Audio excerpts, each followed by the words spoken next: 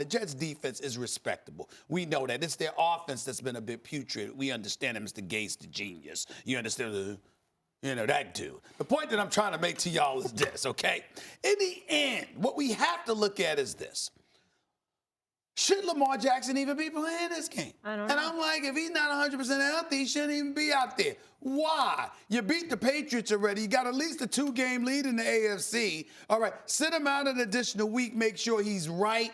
You know, if you can't beat the Jets without Lamar Jackson, I mean, even though we ain't seen RG3 in about half a decade, for crying out loud, at least it feels like that. The bottom line is it shouldn't be that hard for any kind of elite team to beat the New York Jets. So I would say, why subject yourself to these extracurricular activities? Why? All right, hold on. So now that we've dogged the Jets, let's just take the Jets out of it, because everyone's kind of laughing at my question here about this game, Ravens-Jets.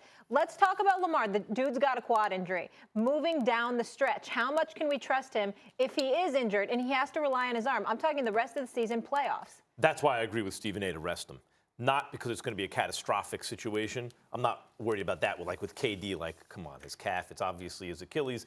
And then anyway, those things are connected. And then his Achilles goes, it can compromise his career. Wait, it's connected? That happened with KD? Was everything connected with this situation? Connected. That's it was right. Connected. The point is with Lamar is when I hear usually hamstring, more than quad, I hear hamstring or groin. I'm like, just rest the dude, because that's not going to get better from playing. It's only going to get worse, actually. And obviously the dynamism of his game is largely based on his running ability, which is unparalleled maybe in the history of football, even by Mike Vick at the position, you could argue.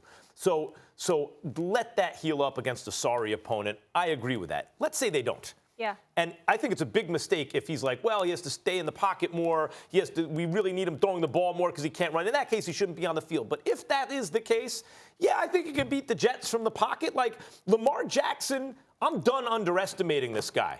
You know, as a college player, I thought, oh, wow, he's phenomenal. But I didn't know if he was going to be accurate enough down the field to be a great pro. And when I would see someone who people had questions about their accuracy, like Deshaun Watson, I said, no, Deshaun Watson's accurate enough down the field. Deshaun's going to be a great player.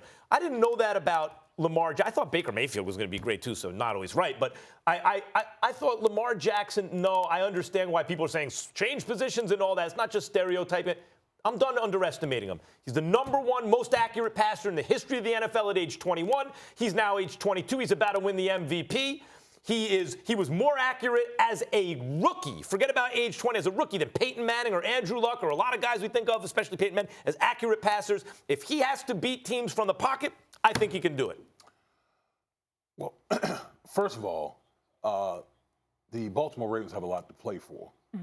Any player, mindset of a player is, I'm going to play when I have something to play for, regardless of the opponent and all those type of things. So that's number one. He's going to play.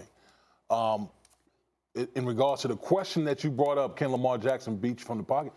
We don't know. Yeah.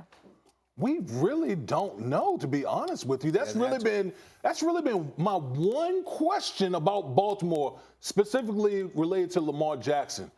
If they get behind, and you take away their running game, which is a big if, because the Ravens lead the league in time of possession, rushing attack, a lot of offensive statistics. But if you get them behind, they lost last year in the playoff game to the Chargers. They got behind. They lost to the Kansas City Chiefs this year. They got behind. So that's really been the biggest question. Can Lamar Jackson, just on his arm alone, can he bring that football team back? We don't know. Damien, I think it comes down to pocket containment. And a lot of times you see coaches, particularly with a dude capable of scrambling. We ain't seen nobody of this magnitude, but dudes in the past capable of scrambling. I remember when Randall Cunningham used to be playing, it was about pocket containment. Right. When obviously Michael Vick was playing, it was about pocket containment and others. Shoot, even with some of the slower guys, you talked about pocket containment, because when they got out of the pocket, the things that they could do out of the pocket could do a lot of damage, like Aaron Rodgers. My question to you is, looking at the greatness of Lamar Jackson, knowing football the way that you do you think it's possible to pocket contain him? Do you think it's possible to keep a talent like that in the pocket no matter what? Is that possible? No, I don't think you could hold him down the whole game, because this is a guy who is the most athletic, fastest guy on the field. So there are certain things schematically that you can do to try to contain him, but to realistically think that you're going to hold him down by spying a guy, that's not going to work. And to both you and Max, because I don't know if this is correct. We call him the fastest guy. I think he's the quickest. I think he might be the most evasive outside of Saquon Barkley in terms of evasiveness. Yeah. But I'm talking about breakaway speed. If he gets in the open field, I guarantee you will not catch Lamar Jackson. You're not catching. Okay. You're not catching. Go ahead, Max. I would say that you're right. We don't know. But so we have to make an educated guess based on the evidence in terms of can he beat you from the pocket. Okay. He looked, because he was 21 years old, right? He looked bewildered in the playoffs last year. But Stephen A., as you've pointed out, boy, that's a steep learning curve.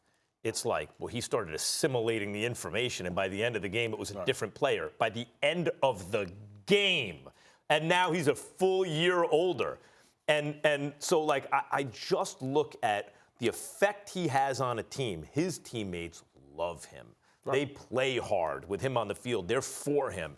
And even his running success is predicated on his success on first down passes, which he completes. Like, he's really good, actually. Mm-hmm. So I don't know. You're right. We don't know. But when I say I'm done, I'm done like doubting him.